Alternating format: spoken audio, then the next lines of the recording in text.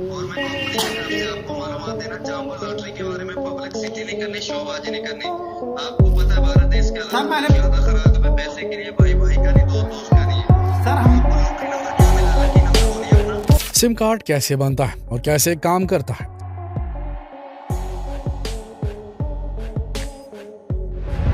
कहते हैं कि एक सिम कार्ड के बिना मोबाइल फोन बस एक डब्बा है।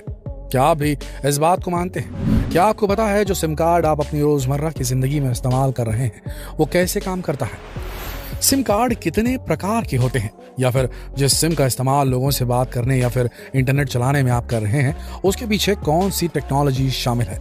नहीं पता? तो एक सिम कार्ड हमारे लिए कितना जरूरी है ये बताने के लिए आज हम लेकर आए हैं ये खास वीडियो, जिसमें हम आपको सिम कार्ड से जुड़ी सारी बातें बताएंगे। तो बने रहिएगा इस वीडियो के अंत तक। हमारे ख्याल से तो आप बस इतना ही जानते होंगे कि आपके स्मार्टफोन में ये एक छोटा सा प्लास्टिक का टुकड़ा बैटरी के नीचे या फिर राइट साइड से पिन से दबाकर बाहर निकलता है, जिसके जरिए आप अपने करीबियों से बात कर पाते हैं और जिसमें आपके सारे कॉन्टैक्ट सेव हो सकते हैं। तो चलिए सबसे पहले शॉर्ट में समझ लीजिए कि एक सिम कार्ड है क्या। सिम कार्ड का फुल फॉर्म होता है सब्सक्राइबर आइडेंटिफिकेशन मॉड्यूल। सिम एक छोटी इलेक्ट्रॉनिक चिप होती है जिसमें एक माइक्रो चिप लगी होती है। सिम के अंदर डेटा स्टोर करने के लिए जिस तकनीक का यूज होता है उसे ICCID integrated circuit card identifier कहते हैं, और साथ ही इसमें एक सिक्योरिटी पिन भी स्टोर रहता है जो मोबाइल फोन में सिम कार्ड लगाने पर एक्टिवेट हो जाता है। अब आप ये जान लीजिए कि एक सिम कार्ड काम कैसे करता है। जैसे कि हम सभी जानते हैं कि जब हम किसी फोन में सिम लगाते हैं तो उसके कुछ देर बाद फोन में सिग्नल आने लग जाते हैं, जिसे हम आम बोलचाल की भाषा में नेटवर्क कहते हैं। तो अब हम फोन में सिम लगाते हैं तो वो सिम जिस भी कंपनी का होता है वो अपनी कंपनी के नजदीकी टावर से कनेक्ट करने लगता है। ये GSM नेटवर्क मोबाइल के ट्रांसलेटर से सिग्नल भेजकर कनेक्ट होता है। जी हाँ, सही सुना आपने। जब ये कनेक्ट हो जाता है तो इसकी मदद से यूजर कॉल कर पाते हैं। जब भी हम अपने मोबाइल नंबर से कोई नंबर डायल करते हैं तो वो नजदीक के किसी GSM टावर से फोन की पहचान करता है और जो नंबर आपने डायल किया है उसके इंफॉर्मेशन सैटेलाइट की मदद से सर्व करके नंबर कनेक्ट करने में मदद करता है। तो इस तरह से आप कहीं भी कॉल कर पाते हैं। तो हमने आपको बड़ी आसान भाषा में बताया कि सिम कार्ड होते क्या है और ये काम कैसे करते हैं। उम्मीद है आप समझ गए होंगे। तो अब हम आपको बताएंगे कि सिम कार्ड बनते कैसे हैं।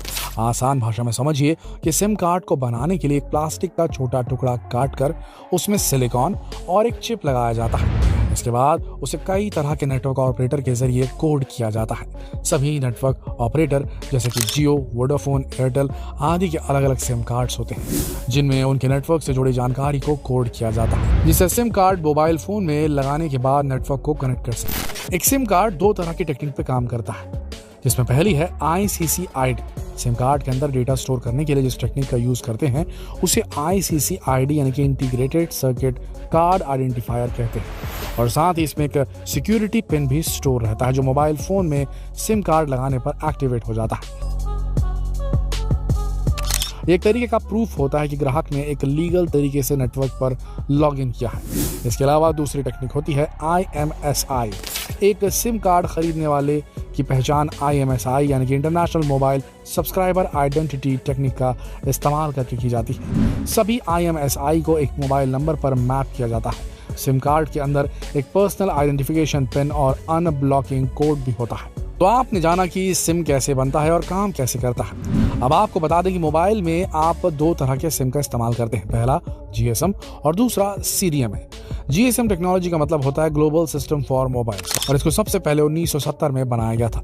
ये SIM narrow band transmission technique का इस्तेमाल करते हैं जो कि टाइम डिवीजन एक्सेस मल्टीप्लेक्सिंग का एक हिस्सा है। इसमें शुरुआत में तो डेटा ट्रांसफर की रेट 16 kbps से लेकर 120 kbps तक हुआ करती थी, लेकिन अभी नई टेक्नोलॉजी का इस्तेमाल करके इसकी स्पीड कई गुना बढ़ा दी गई है और जानकारी के मुताबिक टेक्निकल टीम्स इसकी स्पीड को लेकर काफी मेहनत कर रही हैं जिससे इनकी स्पीड में और भी तेजी आ जाए। वहीं दूसरे सिम को कहते हैं CDMA। CDMA का पूरा नाम है कोड डिवीजन मल्टीपल एक्सेस। इसमें स्प्रेड स्पेक्ट्रम टेक्नोलॉजी का यूज होता है। ये एक स्पेशल कोडिंग टेक्नोलॉजी का इस्तेमाल करके कम्युनिकेट करता है। आपको बता दें कि ये सिम 5 तरह के होते हैं। पहला होता है फुल सिम। ये सबसे पहला सिम कार्ड था जिसका अब बहुत ही कम इस्तेमाल होता है। जानकारी के मुताबिक इस सिम को 1990 में बनाया गया था और इस सिम का साइज 86x54 मिलीमीटर होता है। इसका ज़्यादातर हिस्सा प्लास्टिक से बना होता है। दूसरे नंबर पर आता है मिनी सिम। मिनी सिम का इस्तेमाल फुल सिम के बाद से होने लगा। बता दें कि सिम को 1996 में बनाया गया था। इस सिम का साइज 25x15 मिलीमीटर होता है। हालांकि सिम का इस्तेमाल अब ना के बराबर हो गया है। तीसरे नंबर पर आता है माइक्रो सिम। माइक्रो सिम का इस्तेमाल मिनी सिम के बाद से होने लगा। इस सिम को 2003 में बनाया गया था। इस सिम का साइज मिनी सिम से भी कम 15x12 mm होता है और इस सिम का यूज अभी भी कुछ मोबाइल फोन्स में हो रहा है। अब बात करते हैं नैनो सिम की। इस सिम को 2012 में बनाया गया था।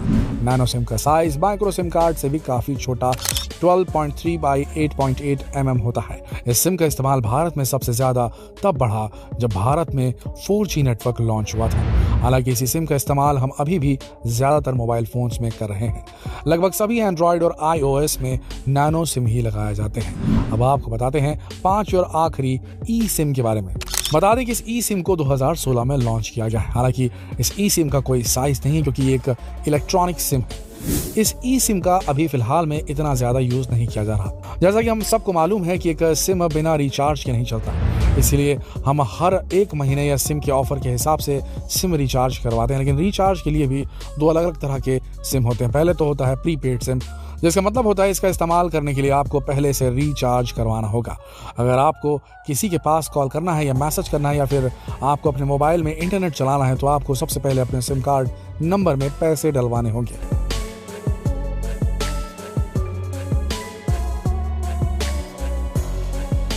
और दूसरा होता है पोस्टपेड सिम। इसका मतलब है कि आपको किसी भी कॉल या मैसेज करने के लिए पहले से रिचार्ज करवाना पड़ेगा।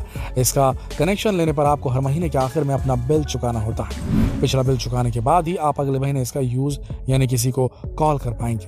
तो दोस्तों देखा आपने, एक छोटा सा सिम, लेकिन इसको चलाने के लिए कितनी सारी टेक्निक्स लगती, कितनी सारी टेक्नोलॉजी इस्तेमाल की जाती है। क्या आपको पहले पता था कि सिम काम कैसे करता है? लेकिन अब उम्मीद है कि आपको सिम कार्ड से जुड़ी कई सारी जानकारियां मिल गई होंगी।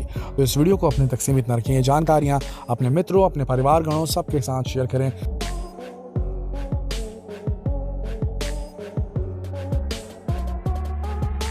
शेयर करें इस वीडियो को फेसबुक पर, व्हाट्सएप पर, यूट्यूब पर। कल फिर मिलेंगे एक और दिलचस्प वीडियो में। तब तक के लिए आप सबका इस वीडियो के अंत तक बने रहने के लिए दिल से धन्यवाद।